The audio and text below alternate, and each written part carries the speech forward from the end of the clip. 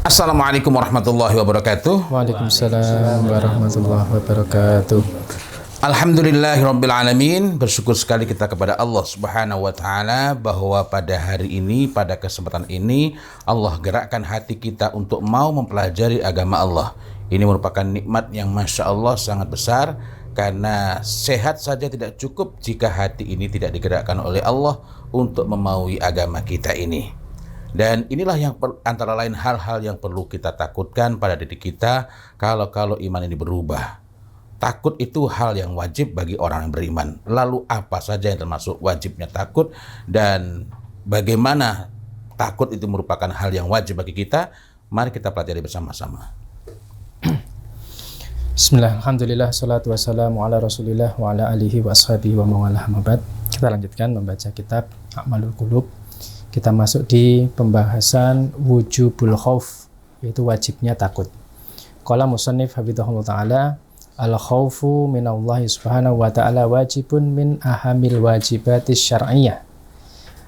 Takut kepada Allah subhanahu wa ta'ala itu salah satu kewajiban, dan di antara yang kewajiban-kewajiban dalam syar'i yang terpenting.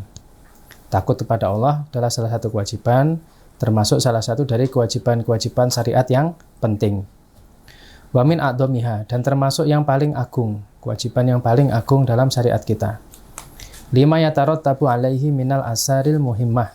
Kenapa demikian? Karena rasa takut itu bisa mendatangkan pengaruh yang sangat penting. Qala Ibnul Qayyim rahimahullahu ta'ala, manzilatul khaufi wa hiya min ajali manazilit tariqi. Kata Ibnul Qayyim rahimahullah, kedudukan khauf atau kedudukan takut itu adalah termasuk kedudukan laku yang paling tinggi, yang tinggi. Wa anfa'uha lil qalbi, dan termasuk yang paling bermanfaat bagi hati. Wa hiya fardun ala kulli ahadin, dan khauf ini adalah fardun, wajib atas setiap orang.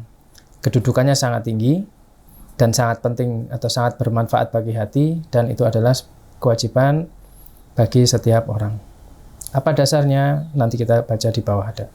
Wa qala batuhum, sebagian dari ulama mengatakan, wa amal aman, adapun aman, fala sabila ilaihi, maka tidak ada jalan padanya. Maksudnya aman ini bukan sesuatu yang ditekankan sebagaimana khauf. Bal al khaufu wajibun, akan tetapi berbeda dengan khauf. Khauf itu adalah wajib. Wa huwa syiarus sholihin, dan khauf ini adalah syiarnya orang-orang soleh. Maksudnya kalau di atas tadi dikatakan bahwa takut pada Allah itu adalah salah satu kewajiban, dan itu yang termasuk yang penting. Adapun merasa aman dari Allah, maka itu sesuatu yang justru kebalikannya. Karena itu ditekankan di sini, dikonfrontasikan antara khauf dengan aman tadi itu. Kemudian waqad nadhafarat atillatu minal qur'ani wa sunnati ala wujubil khauf. Dan sungguh tadhafarat, yaitu ta'awanat, saling menopang dalil-dalil dari Al-Qur'an dan As-Sunnah tentang wajibnya khauf. Wa minha, di antara dalil tersebut adalah yang pertama, al-amru bil khaufi minallah subhanahu wa ta'ala, bahwa perintah untuk khauf itu berasal dari Allah subhanahu wa ta'ala. Karena itu di atas tadi dibawakan oleh penulis tentang wajibnya takut yang dinukil dari sebagian ulama, dan di antara dasarnya adalah ini. Kenapa mereka mengatakan bahwa khauf itu wajib?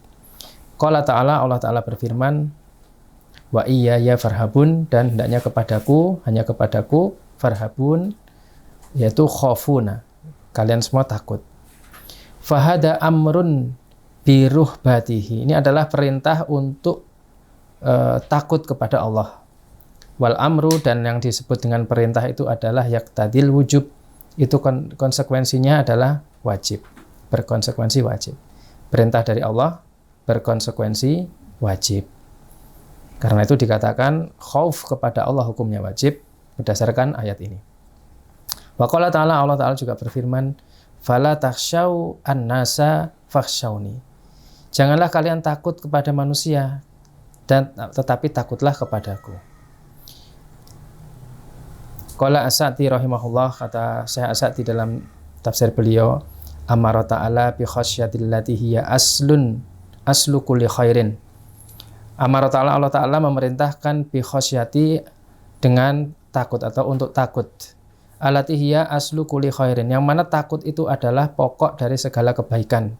Takut kepada Allah itu adalah pokok dari segala kebaikan.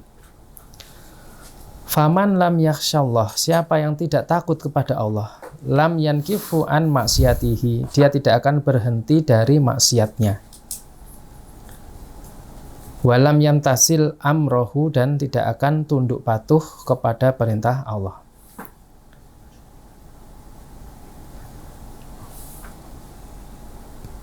Oleh karena itu, kenapa khauf penting? Di antara sebabnya adalah ini tadi. Siapa yang tidak takut pada Allah, maka dia tidak akan berhenti dari maksiat dan tidak akan patuh pada perintah Allah.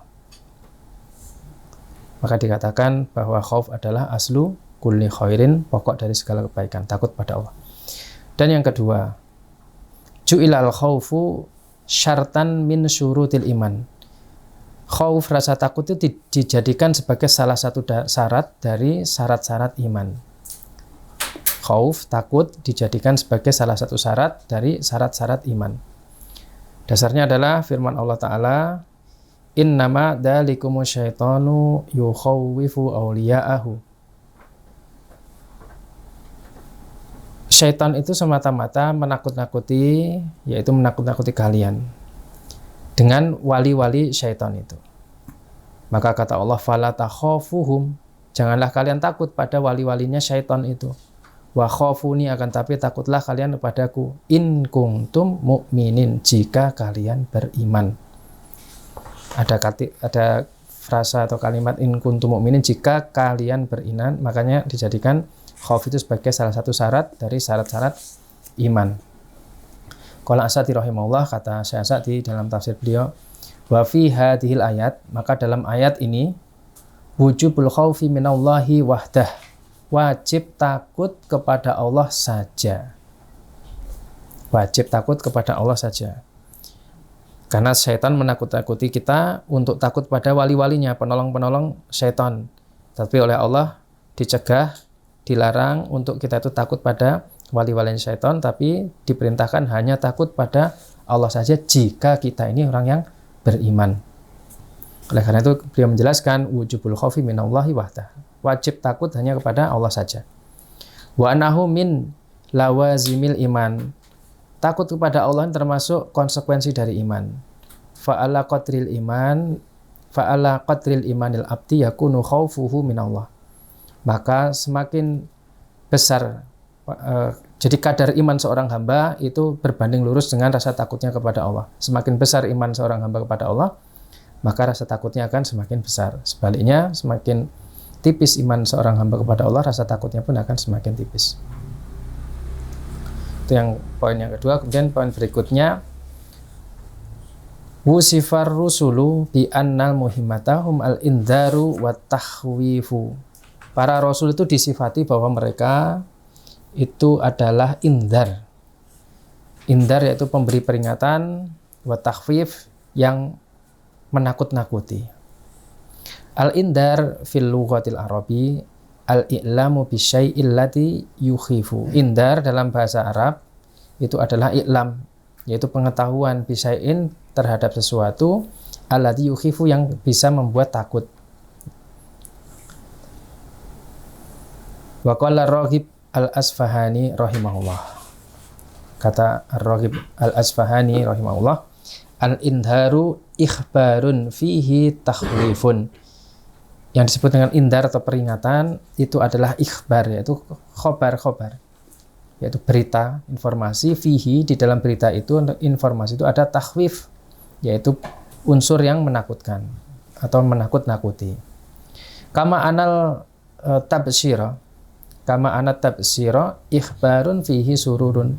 Sebagaimana kabar gembira itu adalah kabar yang di dalamnya ada unsur yang menyenangkan atau menggembirakan. Waqad ja'at ayatun minal Qur'ani wa sifatu rusula bi annahum mundiruna. Dan telah datang ayat-ayat dari Al-Qur'an yang mensifati para rasul bahwasanya para rasul itu adalah mundirun, orang-orang yang memberi peringatan. Wa min tilkal ayat, dan di antara ayat-ayat yang dimaksud tersebut adalah qauluhu ta'ala, firman Allah Ta'ala. Wa man nursilul mursalina illa mubasyirina wa mundirin. Dan tidaklah kami utus para utusan, yaitu para rasul, kecuali mereka itu sebagai mubasyirin, orang-orang yang memberi kabar gembira, wa mundirin, dan orang-orang yang memberi peringatan. Kama anna Allah azza wa jalla amara Nabiyya sallallahu alaihi wasallam bil indar, sebagaimana Allah Subhanahu wa taala memerintahkan Nabi sallallahu alaihi wasallam dengan membawa peringatan. Faqala ta'ala, Allah Ta'ala berfirman, wa andir ashiratakal aqrabin. Berilah peringatan kerabatmu yang dekat atau keluargamu yang dekat. An Ibni Abbas radhiyallahu anhu maqala, dari Ibnu Abbas radhiyallahu anhu beliau berkata, lama nazzalat wa andir ashiratakal aqrabin, ketika turun ayat berilah peringatan keluargamu atau kerabatmu yang dekat, so'ada Nabi sallallahu alaihi wasallam alal sofa. Nabi kemudian mendaki ke bukit Sofa. Faja'ala yunadi, kemudian beliau menyeru, ya bani Fihrin, ya bani Adiyin. Mereka menyeru, wahai bani Fihrin, wahai bani Adi.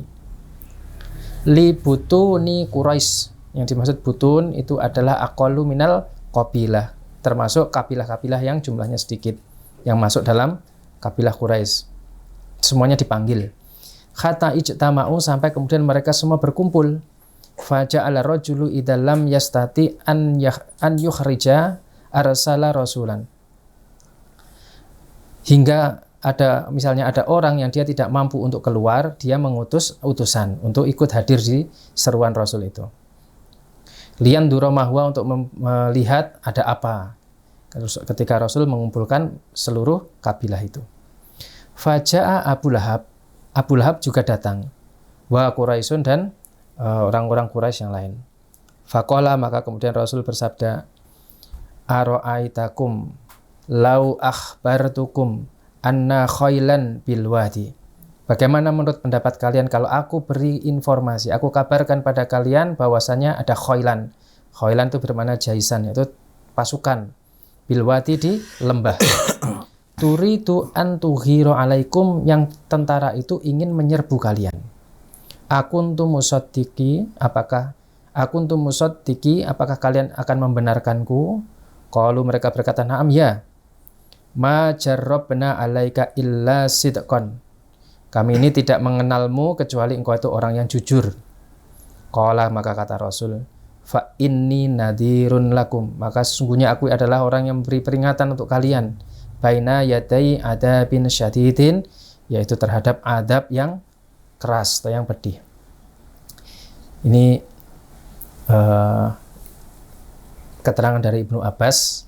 Ketika Rasul turun ayat ini, Rasul langsung mengamalkannya. Beliau langsung naik ke bukit Sofa dan menyeru kerabatnya. Jadi kalau kemudian Ibunda Aisyah ditanya akhlak Rasul itu apa Al-Quran, itu diantaranya hal seperti ini. Karena Rasul itu adalah yang paling pertama kali mengamalkan isi Al-Quran. Wa qala ta'ala, kemudian Allah Ta'ala berfirman, wa qul inni ana nadhirul mubin. Dan katakan, wahai Muhammad, ini sesungguhnya aku nadhirun, adalah pemberi peringatan mubin yang nyata. Wa qala ta'ala, Allah Ta'ala berfirman, fafirru ilallah, maka berlarilah kalian menuju kepada Allah. Inni lakum minhu nadhirum mubin. Sesungguhnya aku ini untuk bagi kalian itu adalah pemberi peringatan yang nyata. Wa kana min awaili awamirihi subhanahu wa ta'ala li rasulihi sallallahu alaihi wasallam al-indar. Termasuk perintah-perintah yang awal, permulaan yang diberikan kepada Nabi dari Allah Subhanahu wa taala kepada Rasulnya sallallahu alaihi wasallam adalah indar, memberi peringatan. Yaitu sebagaimana firman Allah Ta'ala, ya ayyuhal mudassir, wahai orang yang berselimut, kum fa'angdir, berdirilah, bangkitlah, dan berilah peringatan. Qala Al-Qurtubi rahimahullah fi tafsiril ayat. Imam Qurtubi rahimahullah menjelaskan dalam tafsir ayat tersebut, maksudnya apa? Fa'angdir, kum fa'angdir, bangkitlah dan beri peringatan, maksudnya adalah khawwafa ahlal Makkah, takut-takutilah gitu. dendenono ahlul Makkah itu. Karena mereka itu kan para pelaku kesyirikan, maka berilah peringatan, buatlah mereka takut. Wa haddarohum, dan berilah peringatan al-adab dengan adab. In lam yuslimu, jika mereka tidak berislam, jika mereka tidak berserah diri kepada Allah Subhanahu wa ta'ala.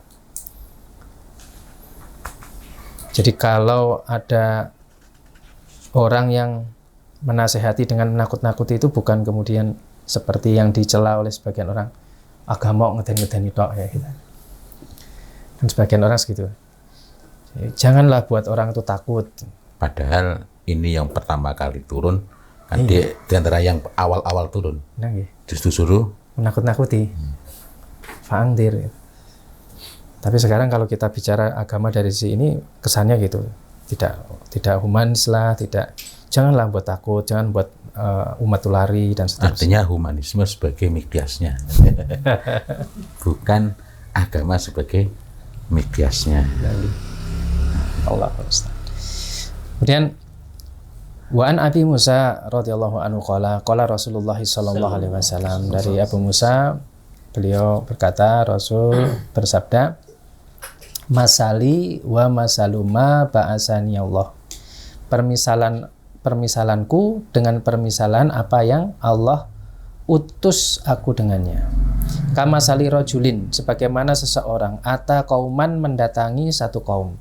Fakola, dan orang itu kemudian berkata, ro'aitul jaisa bi ainaya, aku melihat tentara dengan mataku.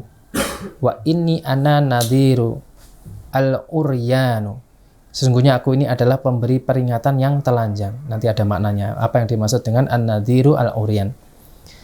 Fan najaa an-naja, siapa yang kemudian fan naja, yaitu anju bi anfusikum, selamatkan diri kalian biar selamat. Fa'ata'athu ta'ifatun, maka sebagian kelompok ada yang taat, menaati, mematuhi apa yang diberikan, apa yang disampaikan oleh orang tersebut. Wa adluju ala mahlihim wa najau, mereka kemudian berjalan di awal malam. Wa adluju itu maknanya adalah asiru min awalil lail, mereka berjalan di awal malam. Sehingga mahlihim pelan-pelan, yaitu mengendap-endap, hati-hati, fanajau, maka mereka kemudian selamat. Wa kadzabathu ta'ifatun, sedangkan kelompok yang lain mendustakan, tidak mau menerima peringatan dari orang yang beri peringatan tersebut. Fasabbahahum al-jaisu, maka tentara itu pun kemudian menyergap mereka, menyerang mereka.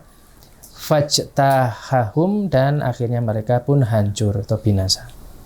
Jadi Rasul memberikan permisalan aku dengan apa yang aku bawa itu seperti orang yang datang ke satu kaum dan menyampaikan berita bahwa aku melihat tentara, dan ini aku adalah nadhirul uryan. Nah, apa nadhirul uryan?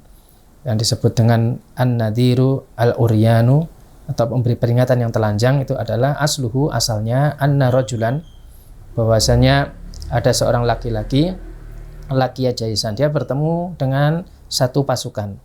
Fasalabuhu, kemudian tentara-tentara itu menyalib dia, menteng dia gitu ya, diikat, itu penteng. Wa asaruhu, dan menawannya. Fa in qalaba ila qaumina, ketika dia bisa lolos, dia kembali ke kaumnya. Faqala, kemudian dia berkata, inni ra'aitul jaisa, sungguhnya aku melihat tentara. Wasalabuni, mereka menyalib aku. Fara'uhu uryanan, orang-orang kaumnya itu melihat dia dalam keadaan telanjang. Fatahaqqaqu bisidqihi, maka nampaklah bahwa orang ini jujur gitu. Dia itu berkata dengan jujur karena dia melihat bekas dia tertawan gitu ya, dalam kondisi telanjang, dia mengabarkan seperti itu, maka nampak kejujurannya. Li'anahum kanu ya'rifunahu, karena mereka orang kaumnya itu juga mengenal orang ini gitu. Wala yattahimunahu fi nasihah, dan mereka itu tidak was-was, tidak khawatir, tidak curiga dengan nasihat yang disampaikan oleh orang tersebut. Wala jarot adatuhu bit ta'ari, dan tidak biasanya orang ini telanjang seperti itu. Faqata'u bisidqihi lihadihil Quran, Qoro'in. Maka kemudian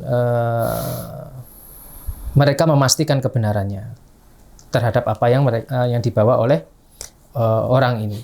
Jadi Rasul mengumpamakan bahwa beliau adalah seorang pemberi kabar yang para kaumnya itu mengenal. Tadi Abu Lahab dan kaumnya ketika ditanya, kalau aku melihat satu pasukan, apakah menurut kalian, bagaimana menurut kalian? Mereka menjawab, benar, karena kami tidak melihat kecuali engkau adalah orang yang jujur. Jadi mengenal gitu. Apalagi ketika pemberi pesan ini dalam keadaan telanjang, artinya memang jelas nyata ada bukti bahwa dia itu mengetahui atau tertawan oleh pasukan tersebut, sehingga semakin kuat pesannya.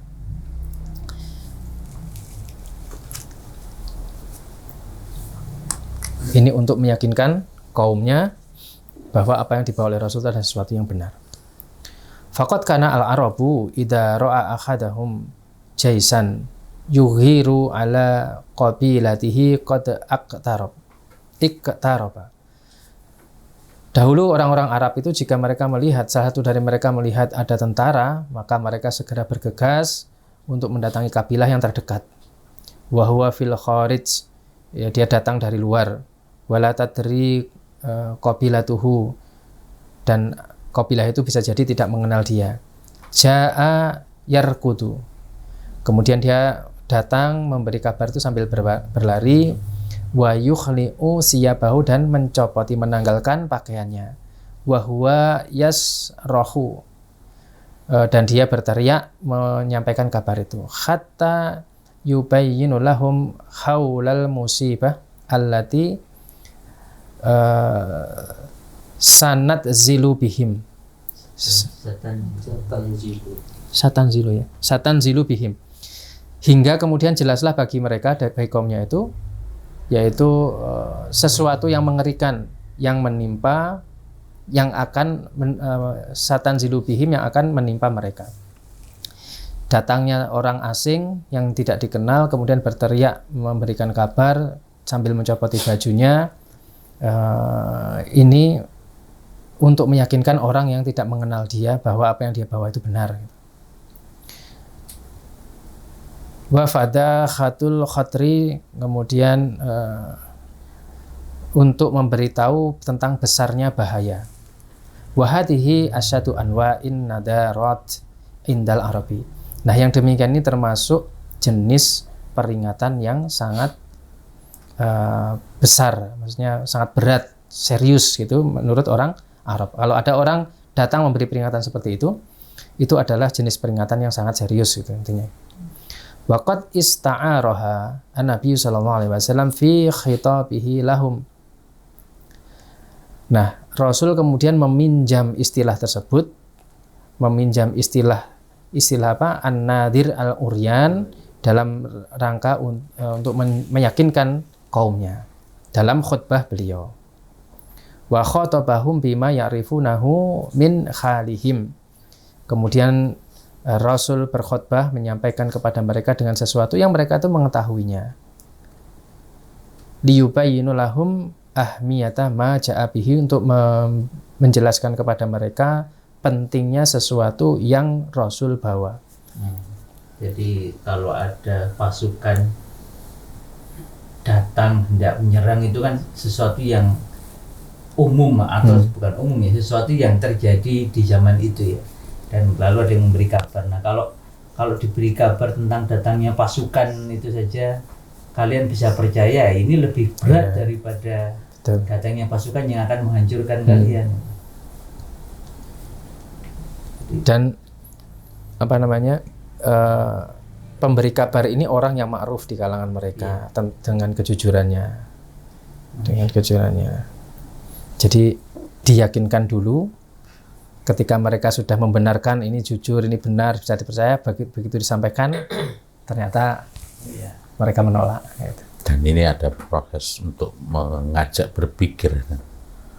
Ya kan, kalau saya menyampaikan begini, ya kan, menunjukkan bahwa ada perbandingan dan membuat mereka itu melakukan penalaran yang baik itu. Itu sudah diajak gitu tetap nggak mau. Iya. Makanya ada keterangan tadi, kalau yang mau ya selamat, kalau yang nggak mau ya binasa. Dan pelajaran lain yang tidak kalah penting adalah kalau kita ini misalnya berdakwah ya ke suatu kaum gitu. Rasul itu membangun kredibilitas dulu.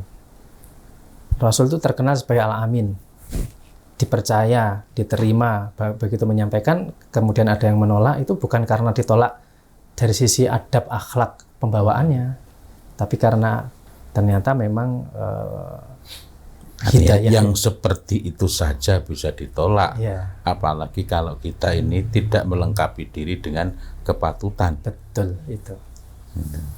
Ujuk-ujuk datang langsung mencak-mencak gitu kan ya. Wajar kalau kemudian Usir. diusir. Nah, itu menjadi pelajaran kita semua. Kemudian di poin berikutnya, zikrul adabi hatta yukhafa al-ibad. Yaitu menyebutkan adab hingga akhirnya membuat takut hamba. Qala ta'ala, Allah Ta'ala berfirman, lahum min fawqihim dhulalun minan nari wa min tahtihim ad-dhulalun. Bagi mereka itu dari atasnya itu ada dhulal, yaitu naungan, tapi naungannya itu dari api. Wa min tahtihim, dan dari bawah mereka itu dhulalun, juga ada naungan dari api. Dzalika yukhawwifullahu bihi ibadahu. Demikianlah Allah itu menakut-nakuti hambanya. Ya ibadi fattaquni, wahai hambaku, maka takutlah kalian kepadaku. Qala Ibnu Katsir rahimahullah, kata Ibnu Katsir, dzalika yukhawwifullahu bihi ibadahu. Demikianlah Allah menakut-nakuti hambanya, maksudnya adalah innama yakussu khabra hadal kaina la makhalat. Yakussu, yaitu Allah mengkisahkan atau menyampaikan khobar ini, al-kain yang demikian itu, la makhalah, yaitu tidak bisa tidak, li yukhawwifu bihi ibadahu, untuk menakut-nakuti hambanya. Jadi redaksi kalimat ini itu sudah jelas sekali, ini tujuannya tidak ada lain pasti, yaitu adalah untuk menakut-nakuti hambanya. Lian zajaru anil makharimil wal ma'asimi, untuk memberi tanbih, memberi peringatan dari hal-hal yang haram dan dosa. Wa qauluhu ta'ala, Allah Ta'ala berfirman, ya ibadi fattaquni, wahai hambaku, takutlah kalian kepadaku. Maksudnya ikhsyau ba'si wa satwati. Ikhsau, takutlah kalian, ba'si, terhadap hukumanku, wa satwati, dan sultani. Satwati maknanya adalah sultani, kekuasaanku, wa adabi, dan adabku, wa nikmati wa uqubatu, yaitu nikmah maksudnya adalah uqubah, hukuman. Pakai qaf ya. Ya, bukan nikmat tapi nikmah. Karena itulah kita tidak boleh bergaya nikmat gitu. Karena sesungguhnya karena Di fase-fase kan itu sebabnya tidak bisa mengatakan ini kan sekedar konten, karena sesungguhnya ada orang masuk neraka gara-gara ucapan yang dia tidak takuti, ya. sementara masuk kepada keburukan besar. Ya, membuat lelucon malah kepleset sendiri ya. Jadi kalau orang punya rasa takut pada Allah, tidak ada kamus, ini kan cuma konten. Betul, insyaallah. Kemudian dzikrul ayati li takhwifil ibad, penyebutan ayat-ayat untuk menakut-nakuti hamba. Laqad bayyana subhanahu wa ta'ala annama yursiluhu minal ayati litasdiqil anbiya'i alaihi salam innama yursiluhu min ajli at-takhwif. Dan sungguh telah jelas Allah Subhanahu wa taala menjelaskan bahwasannya tidaklah Allah utus atau Allah turunkan dari ayat-ayat itu kecuali untuk litasdiqil anbiya, untuk membenarkan para nabinya alaihi salam semata-mata, yaitu Allah utus untuk tujuan menakut-nakuti. Faqala ta'ala, Allah Ta'ala berfirman, wa ataina samudan naqata mubsiratan fadolamu biha.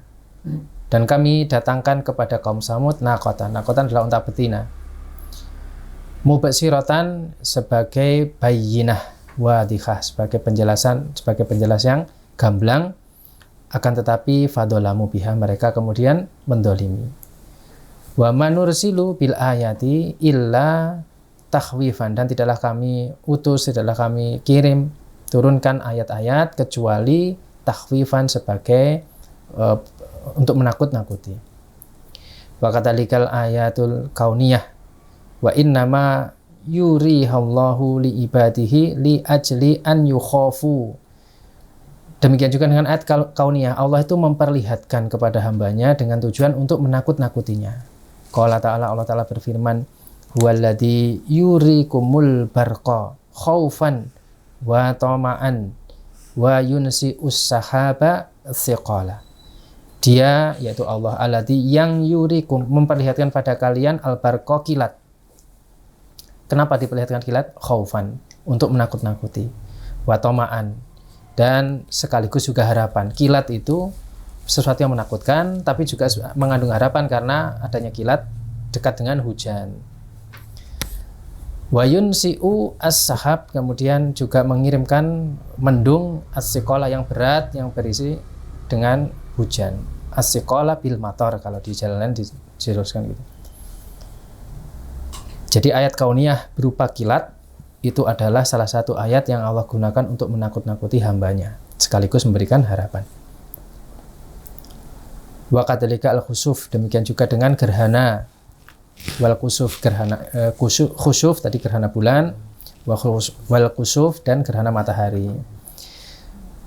Hatanil ayatanil latani yurihimallahu li ibadihi. Ini dua ayat yang Allah tampakkan kepada hambanya. Li ajli'an yatadzakkarul akhirah wa yukhafunaha. Dengan tujuan agar mereka ingat pada akhirat dan mereka takut dengan ayat-ayat tersebut.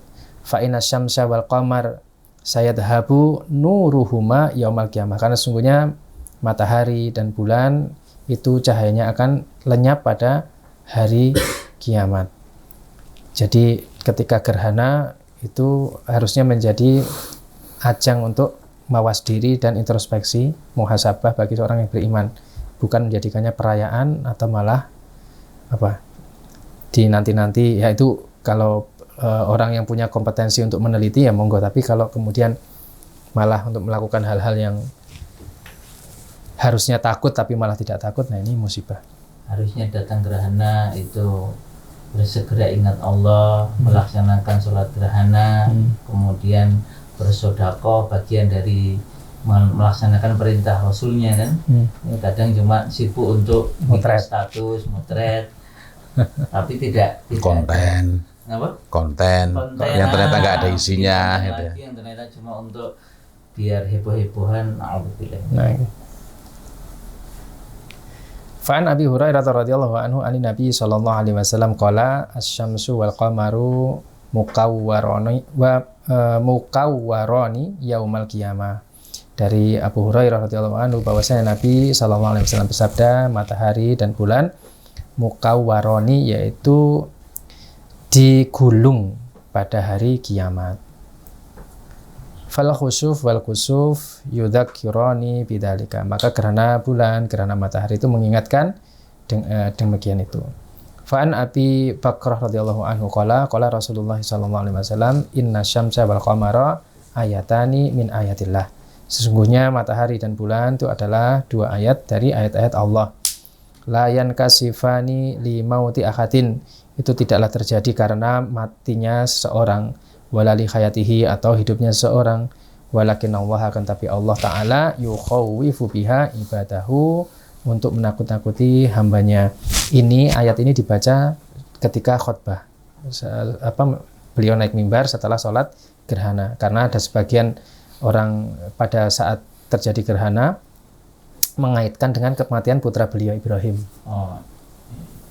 Dan di sini dan dijelaskan di tarikh itu bahwa tidaklah terjadi gerhana pada masa Rasul itu kecuali sekali saja beliau ketika pindah barengan dengan Ibrahim meninggal, Muhammad meninggal. Nah, untuk menegaskan bahwa sebenarnya ketika terjadi gerhana itu kenapa kita harus takut, karena itu diantaranya adalah tanda atau alamat akan ada musibah gitu. Sehingga Rasul mengajari para sahabat beliau untuk menumbuhkan rasa takut, dan tidaklah terjadi gerhana pada masa Rasul kecuali sekali itu. Sehingga tidak bisa mengatakan dan langit pun berduka, tidak? Karena kematian orang soleh itu kegembiraan buat dia. Kematian seorang anak kecil bukan duka cita buat yang mati. Tapi intinya berkaitan dengan gerhana itu memang kalau Rasul mengajarkan kita untuk menjadikan sebagai nasihat untuk takut pada Allah Subhanahu wa taala. Ribon, ini lanjut atau tinggal sedikit nih? Lanjutkan ya. Dan poin berikutnya, ibtila usahabah wal muslimin. Ini ujian bagi sahabat dan orang-orang muslim. Liya'lama man yukhafu wa huwa a'lamu bihim. Untuk mengetahui siapa orang yang takut pada Allah, dan Allah itu adalah yang lebih tahu terhadap mereka ini. Laqad ibtalallahu sahabata radhiyallahu anhum bi ibtila'in adimin. Dan kadangkala Allah Subhanahu wa taala menguji para sahabat radhiyallahu anhum dengan ujian yang berat. Liyudhiral ladzi yukhafu, untuk melihat siapa orang yang takut. Minal ladzi la yakhafu, dibandingkan atau dari orang-orang yang tidak takut. Untuk mengetahui siapa yang takut pada Allah Subhanahu wa taala. Padahal Allah itu Maha tahu. Tapi ada ibrah yang ingin ditunjukkan pada kita semua. Allah Ta'ala berfirman fi sya'ni said, yaitu ketika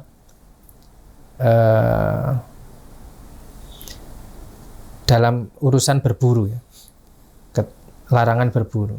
Ya ayyuhalladzina amanu, hai orang yang beriman, la yabluwannakumullahu bisyai'in, sungguh Allah menguji kalian dengan sesuatu minas said, yaitu berupa buruan, tanaluhu, yang mudah kamu dapatkan. Aidikum wa rimahukum liya'lamallahu man yakhafuhu bil ghaib, yaitu diuji dengan buruan yang mudah kalian dapatkan dengan tangan kalian ataupun dengan tombak kalian, untuk mengetahui, agar Allah tahu siapa yang takut dengan hal yang ghaib. Famani atada, siapa yang melampaui batas, ba'da dzalika falahu adabun alim, maka baginya adalah azab yang pedih. Fahaulai sahabah alladzina kana kasirun min ta'amihim qa'iman ala said. Mereka para sahabat adalah orang-orang yang mayoritas dari mereka itu kalau makanannya adalah didapatkan dari hasil berburu. Wa kana as-saidu minar riyadat al-muhabbabati ila nufusihim, dan berburu itu termasuk latihan yang atau praktek yang disukai, kegiatan aktivitas yang mereka sukai. Ibtalahumullahu bisaid, Allah menguji mereka dengan berburu. Fi hadal maqamil azim, dalam makom yang agung ini. Apa tujuannya? Liya'lamu man yukhafuhu minal ladzina la yukhafuhu, untuk mengetahui siapa orang yang takut dari orang yang tidak takut pada Allah. Itu adalah dalalatun ala idami sya'nil khaufi indallah. Itu sebagai dalil tentang agungnya berkaitan dengan rasa takut ini di sisi Allah Subhanahu wa taala. Hanya untuk mengetahui siapa yang takut, siapa yang tidak takut pada Allah, itu menunjukkan bahwa urusan takut ini adalah sesuatu yang serius gitu. Urusan yang sangat penting di sisi Allah Subhanahu wa taala. Sampai Allah kemudian menguji para sahabat dengan seperti itu. Walaqad najaha sahabatu fi dzalika, dan sungguh para sahabat itu bisa melampaui itu dengan sukses, melampaui ujian itu dengan sukses. Wa tabayyanu annahum yukhafunallaha fis sirri wal alaniyah, dan nampak jelas bahwasanya para sahabat itu mereka takut pada Allah baik ketika sendirian, dalam kondisi rahasia ataupun terang-terangan. Bi aksil Yahudi, bi aksil Yahudi alladziina haramallahu alaihim saida yaumas sabti, itu berlawanan, bertolak belakang dengan Yahudi yang mana Allah haramkan mereka itu untuk berburu pada hari Sabtu. Fastahalu maharimallahi bi'adnal khiyal, kemudian mereka berkilah, mereka mensiasati apa yang Allah larang itu dengan siasat yang rendah. dengan siasat yang hina. Wa nasabu as-sibaka yaumal jum'ah. Mereka memasang perangkap ikan pada hari Jumat. Wasakhibuha yaumal ahad mali'ata bil khitani wal asma. Dan mereka kemudian menarik tadi jebakannya itu pada hari Ahad, yang kemudian jebakannya itu sudah penuh dengan ikan-ikan. Waqalu, maka mereka berkata, ma istadna yauma sabti, kami tidak berburu pada hari Sabtu. Falam yakhafullah, mereka itu tidak takut pada Allah. Fahalaku, maka Allah binasakan mereka. Amma sahabah, adapun sahabat, fakhafullaha fanajau. Adapun para sahabat mereka takut pada Allah, maka mereka pun selamat. Jadi bukan perilaku baru ya, kalau liciknya, errornya, ingkarnya Yahudi sampai sekarang goro-goro tukang tipu, tukang ngapusi, tukang Allah aja dikibulin gitu deh dalam tanda petik ya. Bahasa guyone kok guyone. Apalagi cuma PBB gitu ya. Apalagi cuma PBB, wah dituku. Allah aja nggak takut. Na'udzubillah. Wa ba'da an alimna wujubul khauf minallah wa ahmiyatuhu la buta an natanabahu li nuqtatin hamatin. Nah, setelah kita mengetahui wajibnya khauf, wajibnya takut pada Allah dan pentingnya khauf itu, maka tidak bisa tidak, maka kita mesti berhati-hati. Dan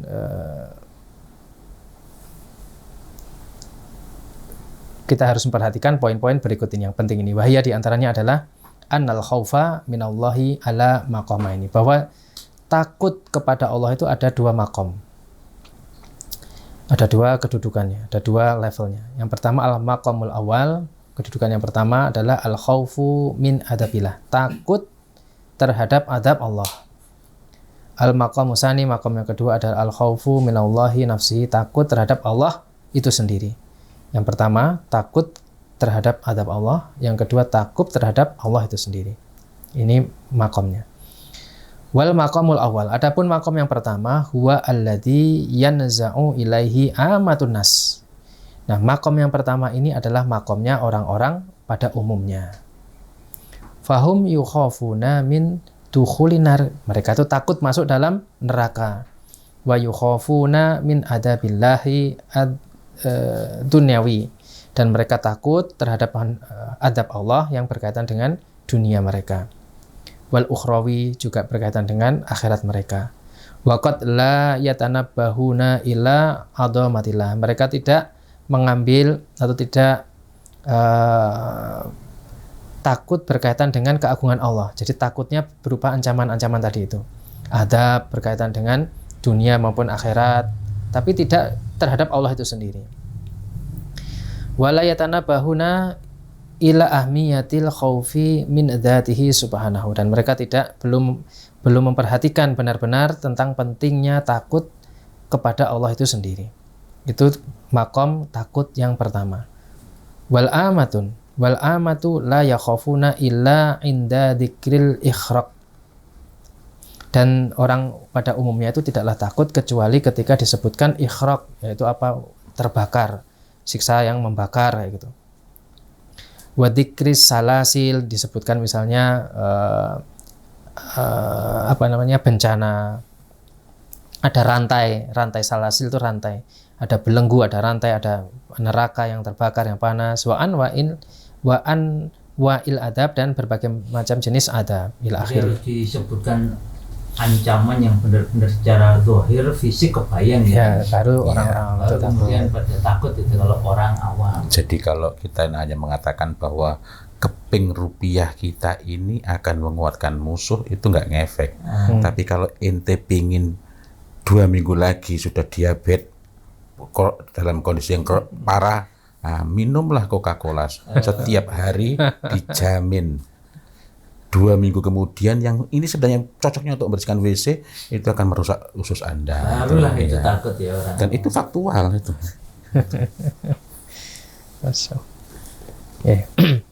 Wa amma ahlul ilmi wal fiqih. Adapun ulama ahlul ilmi dan orang yang faqih, al-alimin, orang-orang yang alim bi sifatillahi wa asma'ihi wa jalalihi, orang-orang yang alim yang tahu tentang sifat-sifat Allah, nama-nama Allah dan keagungan Allah. Fahum yukhafuna minallahi asyaddal khauf. Mereka itu takut kepada Allah dengan sungguh-sungguh takut. Li ilmihim bi adomatihi, karena ilmu mereka, takut dengan ilmu mereka dan pengagungan mereka kepada Allah Subhanahu wa taala. Wa jalalihi, dan terhadap kemuliaan ketinggian Allah Subhanahu wa taala. Wa satwatihi, dan kuasa Allah Subhanahu wa taala. Wa jabarutihi, dan kekuasaan. Kemudian wa yuqaddimuna khaufallahi ala khaufi adabihi wa iqabihi. Nah, mereka itu takut pada Allah lebih dulu daripada takut kepada adab dan hukuman Allah.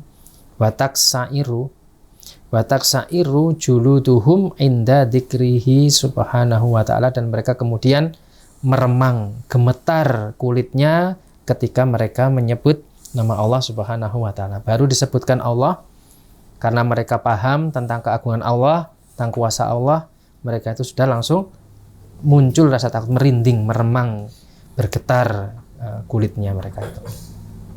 Qala Ibnu Qudamah rahimahullahu fi maqamail khauf. Ibnu Qudamah menjelaskan berkaitan dengan makom-makom khauf ini. Al-maqamul awal, makom yang pertama, al-khaufu min adabillah, yaitu takut dari adab Allah. Wahada khaufu amatin nas, ini adalah takutnya manusia pada umumnya. Wahada nau minal khaufi yakhsulu bil imani bil jannah wan nar. Nah, takut jenis ini itu akan muncul dengan setelah apa? Adanya iman terhadap surga dan neraka. Wa kaunihima jazaaini ala taati wal maksiat, dan juga berkaitan dengan balasan yang akan diterima ketika mereka taat atau bermaksiat. Jadi iman kepada adanya surga dan neraka, kemudian juga tentang adanya balasan ketika mereka taat atau maksiat, maka itu menimbulkan rasa takut, dan ini adalah takutnya orang-orang pada umumnya. Wa amal maqam musani, adapun makom yang kedua, fahuwal khaufu minallahi azza wajalla. Ini adalah takut pada Allah azza wajalla. Wa huwa khauful ulama wal arifin. Ini adalah takutnya para ulama dan orang-orang yang arif, orang-orang yang makrifat pada Allah. Qala Allah Subhanahu wa taala, Allah taala berfirman, wa yukhaddirukumullahu nafsahu. Allah memberikan peringatan pada kalian dengan dirinya. Maksudnya Allah menakut-nakuti kalian dengan kebesaran Allah Subhanahu wa taala itu sendiri. Wa sifatuhu, dan sifatnya subhanahu, taqtadi, itu berkonsekuensi al-hibah wal khauf, itu bisa mendatangkan rasa ngeri dan takut. Fahum yukhafuna al-abdu wal hijab, dan itu yang akan menjadikan hamba itu menjadi takut kepada Allah Subhanahu wa taala. Walaisal maksudu at-taqlilu min sya'ni adabillah. Maksudnya itu bukan kemudian meremehkan atau menganggap remeh, menganggap kurang dari adab Allah, wa iqabihi, dan hukumannya. Wa inama maksud, adapun maksudnya itu semata-mata adalah bayanun uluwi wa fadli akhadil maqamaini alal akhar. Maksudnya adalah ini menunjukkan tentang tingginya dan keutamaan makom yang satu ini dibandingkan makom yang lainnya, yaitu makomnya para ulama. Takutnya para ulama ini adalah sesuatu yang lebih tinggi daripada yang pertama. Bukan kemudian mereka menyepelekan bahwa ndak usah takut sama neraka, ndak usah takut sama tidak berharap surga, ya ndak seperti itu. Tapi ini lebih menunjukkan perbandingan bahwa makom yang kedua ini lebih utama dibandingkan makom yang pertama tadi. Nas'alullaha an yujirona min adabihi wa an yarzuqana al-khawfu min janabihi. Kita mohon pada Allah agar Allah menjauhkan kita, melindungi kita dari adabnya, dan Allah berikan rizki kita rasa takut dari sisinya. Wallahu a'lam bishawab. Masya Allah, mudah-mudahan Allah Ta'ala ridhai dan barakai majelis kita ini, sehingga setiap kali kita mempelajari agama ini bertambahlah bertambahlah rasa takut kita kepada Allah Subhanahu wa taala, sehingga kita pun nanti akan memiliki seluruh rasa takut yang baik dalam agama ini. Karena rasa takut sendiri ada bertingkat-tingkat. Insya Allah kita akan bicarakan pada pertemuan berikutnya. Assalamualaikum warahmatullahi wabarakatuh. Waalaikumsalam warahmatullahi wabarakatuh.